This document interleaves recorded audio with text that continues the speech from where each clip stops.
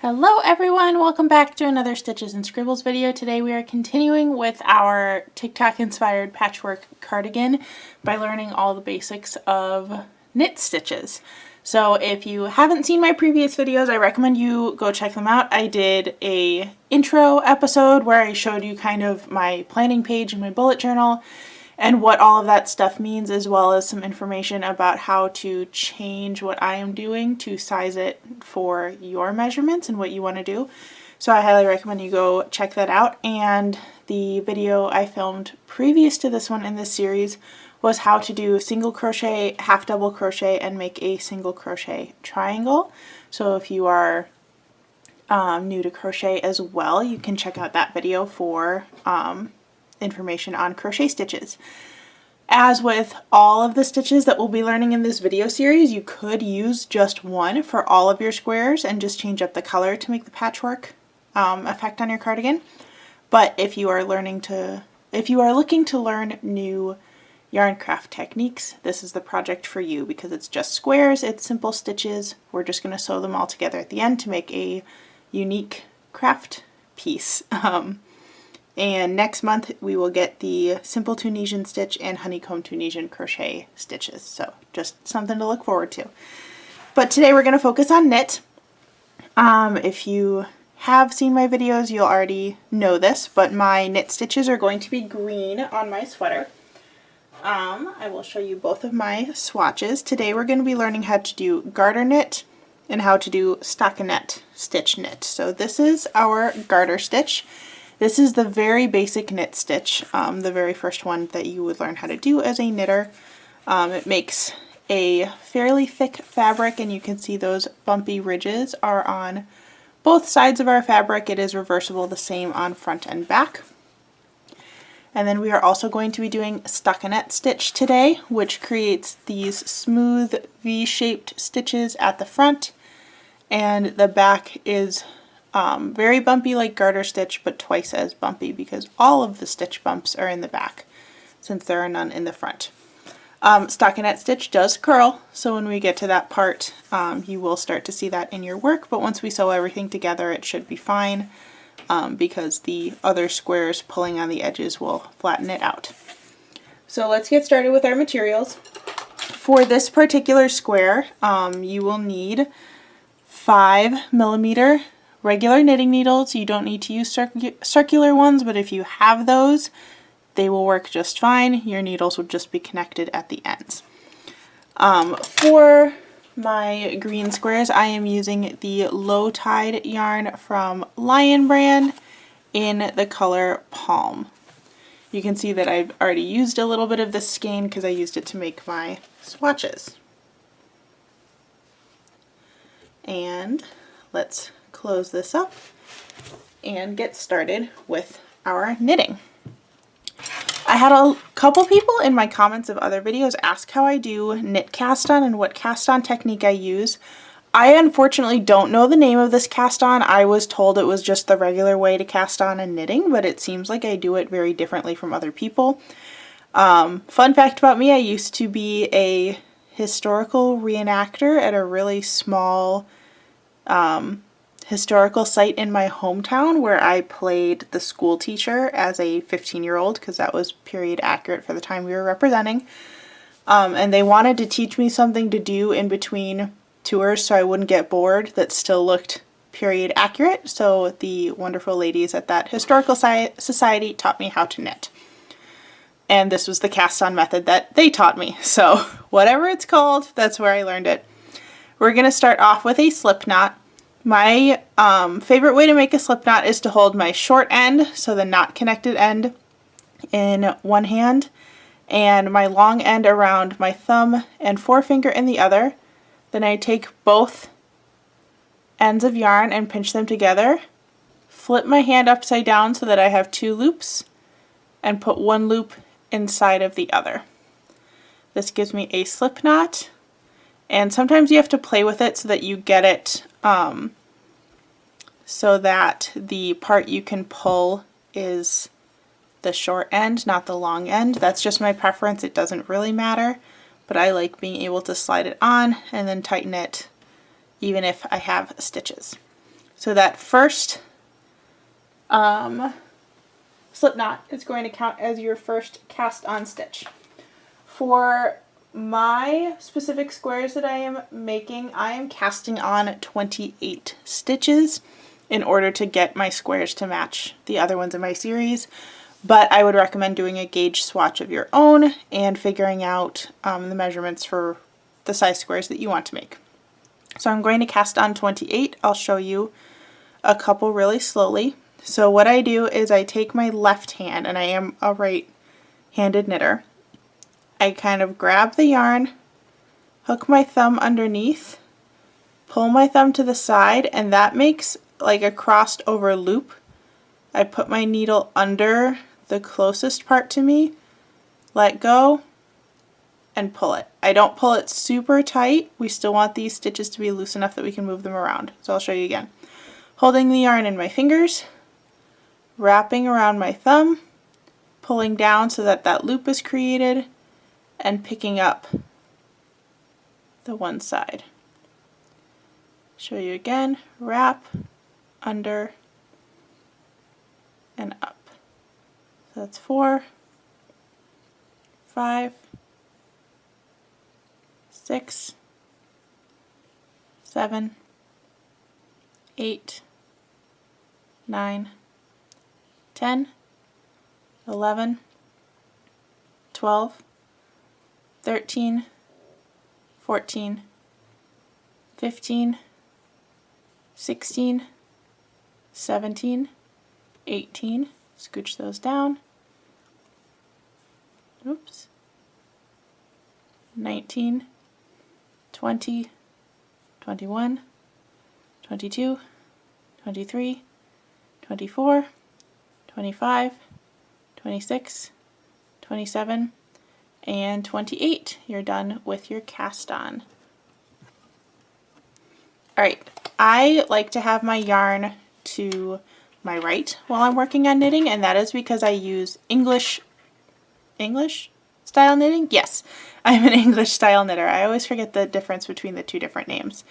So what that basically means is that I hold my work with my left hand, and I use my right hand to insert my needles, but also to physically wrap the yarn. If you see people doing continental style knitting, they hold the yarn a little differently. I think English style is better for beginners, and even though I'm not a beginner knitter anymore, I still exclusively use the English style because I just can't get the hang of continental. So hold your empty needle in your dominant hand, the one with the stitches on it in your non-dominant hand. Insert the needle into that first stitch so that they kind of cross over each other and make a T, and you want your empty needle to be behind the needle with the stitches on it. Then I kind of hold both needles in my left hand or non-dominant hand, pick up the yarn with my right hand, wrap it around the tip of that needle, and then you'll see that in between the stitches you kind of have a bridge, and that's the new yarn that makes the bridge. I think of it in terms of you're pushing the bridge down, up and over, and then you let the old stitch fall off and you have a new stitch. So let's do that again. Insert, wrap, push the bridge down, under, and off. Keep going. Insert, wrap, under, and off. Insert, wrap, under, off. And eventually this motion becomes pretty fluid to the point of where like I can even knit now without looking, as long as I'm just doing this basic garter stitch. So you're going to continue that for the whole row. This can get a little tricky to hold, especially if you're a beginner, so I like to balance the end of my needle like on my stomach or on my leg, depending on how I'm sitting, to kind of hold it in place. This also helps make sure that you won't drop the needle while you're working.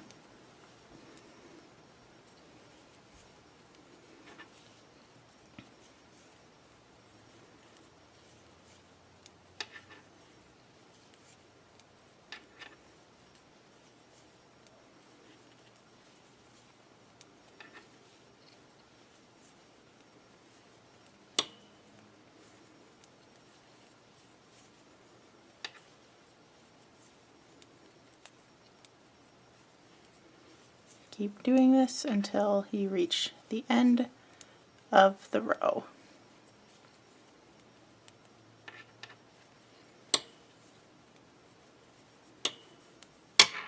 All right, and we're going to just do this for every row in this square. So when we flip it, you're going to do the same thing. Insert, wrap, under and off. Insert, wrap, under and off. All the way down.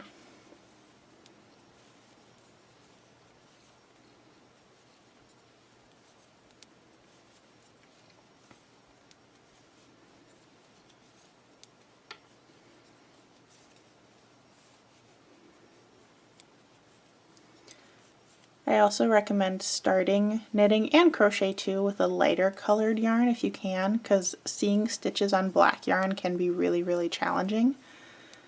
So lighter colored yarn like this nice sage green I've got, or even a white or a cream, is a good idea for beginners.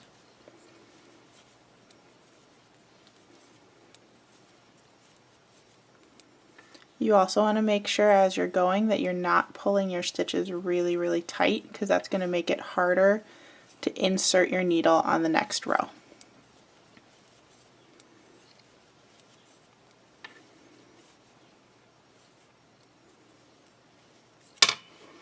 Alright, and you're going to continue that for 46 rows to make a square. And I want to show you quickly how you count rows in knitting. So you can see in garter stitch we have these like rows of bumps. Each row of bumps counts as 2. So you count it as 2, 4, 6, 8, 10, so on. So go ahead and complete your 46 rows, and then I will meet you back here for how to bind off. Alright, and once you have finished your 46 rows, your knitting should look like this. As you can tell, it's a pretty stretchy fabric, so it's a little different from our crochet squares if you made the crochet squares with us. But right now we're going to learn how to bind off. This again is the way I was taught to bind off. I know that there's a lot of different methods for finishing a knit piece, but this is the way that I was taught. So again, just like cast on, I don't have a specific name for the bind off I do. I think it's just the basic bind off method that most people learn, but you'll see. So go ahead and knit 1 stitch and then knit your 2nd stitch, and you want to try to do these stitches pretty loosely. So you should have 2 stitches on your needle. Then you want to use your left hand or non-dominant needle and pick up the first stitch you did and lift it up and over the second one. So then we knit 1 again, lift the first stitch up and over the second one. This is why it's important to keep your stitches loose. I even pull mine out a little bit after each stitch, because if they are too tight, you won't be able to lift your stitch over. So you just continue that pattern of knitting 1 and lifting over. Knit 1 stitch, lift the first one over the second one.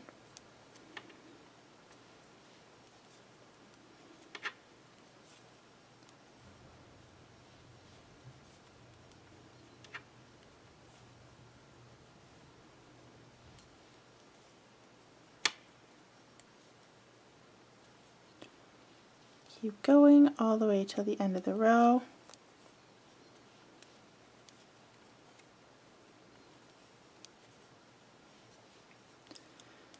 While we're finishing this row, if anybody is making this cardigan like the same way that I am with all 3 types of stitches, let me know below, or like leave your Instagram handle if you're taking pictures of it as you go. I'm really excited to see how this cardigan is going to turn out with all the different textures, and I would love to see your recreations if you're doing it, or even if you're just learning to knit or crochet or do Tunisian stitches for the first time and want to show me what you're working on. I would absolutely love to see it. Also, your color palettes. I'm always amazed by the different color palettes that other people chose. I kind of picked yarn that was already in my stash that I had impulse bought at some point, and then just decided to combine for this sweater. That's why my crochet and knit stitches are with the low tide but my Tunisian stitches are with Lion Brand Feels Like Butter. So I would love to see what you guys are doing with this, especially if you're using it as a stash buster project. Alright, almost to the end here.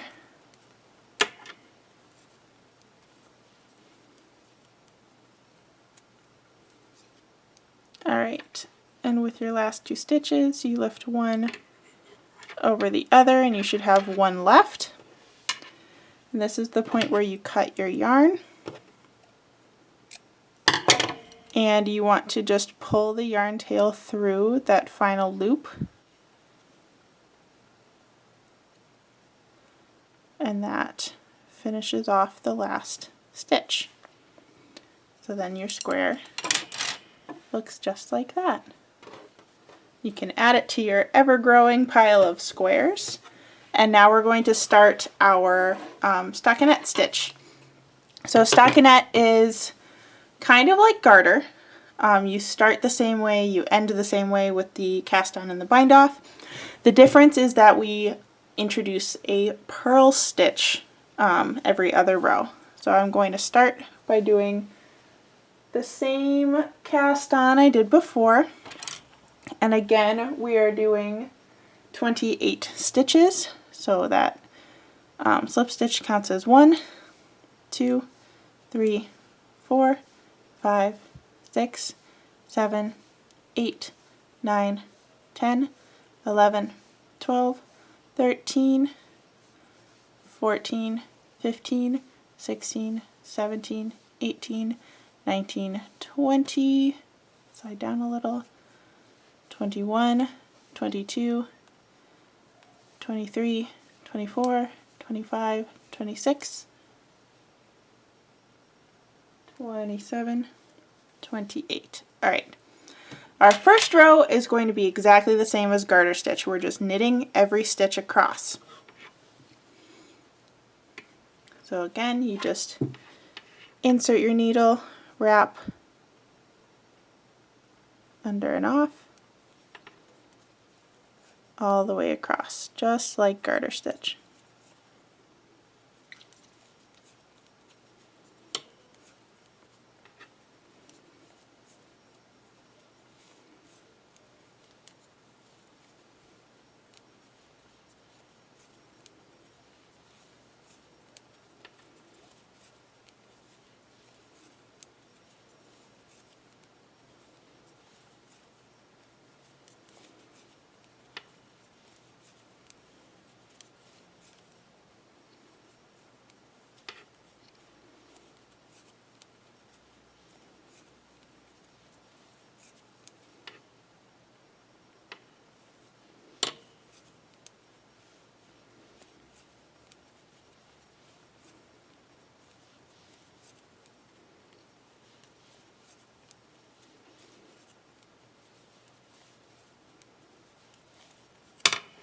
Alright, row 1 done. Now we're going to introduce our purl stitch. When we do stockinette stitch, we do have a wrong side and a right side of our work, the right side being those pretty little V stitches and the wrong side being the bumpy side. So it is not reversible like the garter stitch is.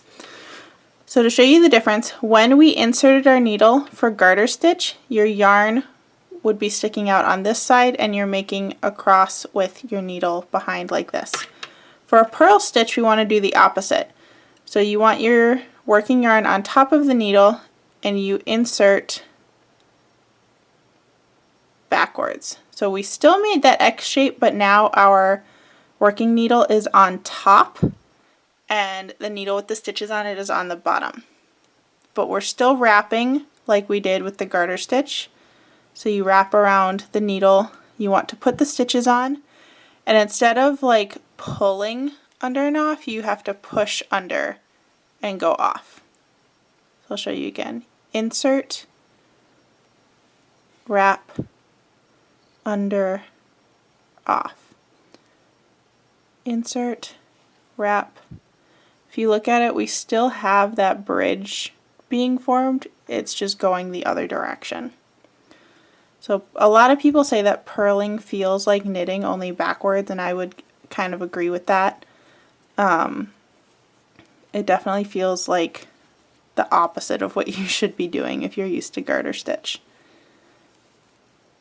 So that we can see that what's working up is the wrong side of our work. The little V stitches will be on the other side.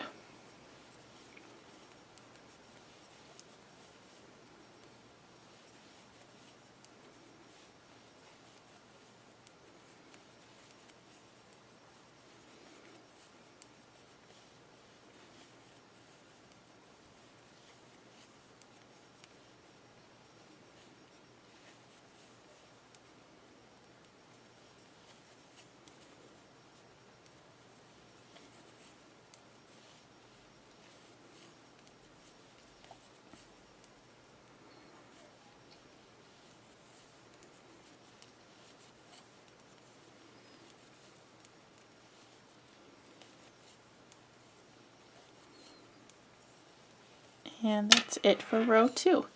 So to continue the stockinette stitch, you do regular knit stitches on the right side and regular knit stitches on the right side and purl stitches on the wrong side, so that you get fabric that looks like this with the bumps on the back. Sorry if my camera is shaking, I just elbowed my table really badly.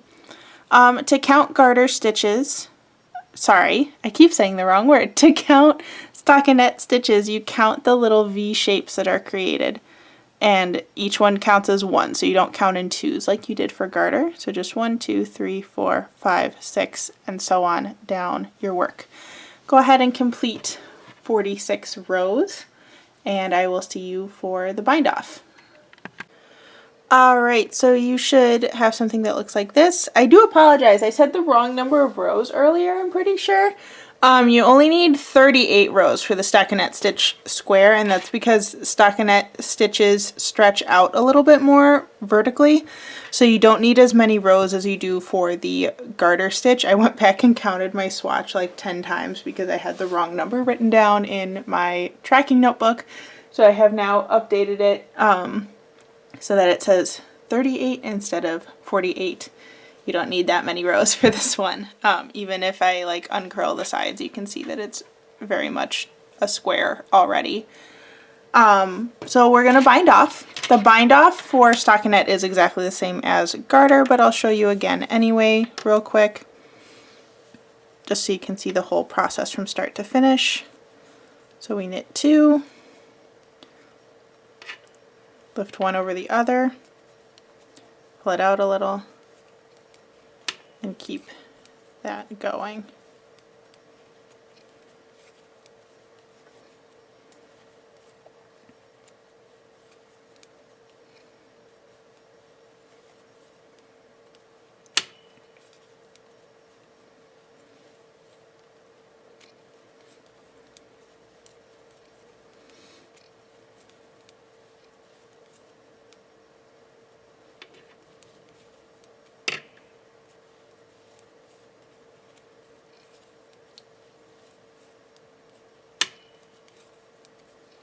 If you hear that clicking sound, that's my needles hitting the table.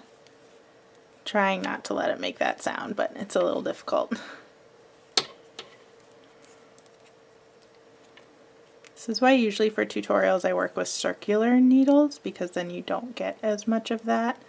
But also, like, usually if I'm doing something for a tutorial, the piece is like fairly big, so I need circular needles anyways.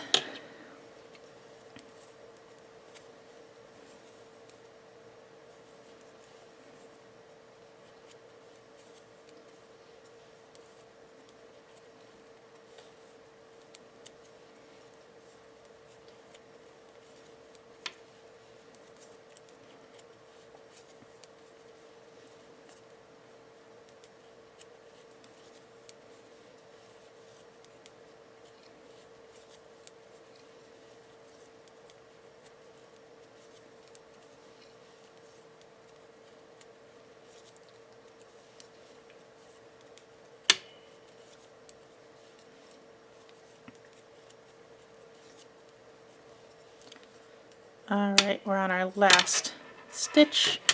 So we're going to cut our yarn and pull it through that final loop. And there you have your finished stockinette and garter squares for that patchwork sweater. I hope you've enjoyed these videos so far. Up next, so coming sometime next month, will be our Tunisian crochet stitches. So if you want to be prepared for the next one, go ahead and make your squares for garter and stockinette stitch and get those that Tunisian hook ready to go. We are using a 5mm just like we did for the regular crochet and for the knitting. In order to make your number of squares the same as mine, you're going to need 10 garter knit squares and 11 stockinette knit squares, and we're not doing any triangles for our knit section. So I will see you for the next cardigan video, and have a great rest of your day. Bye!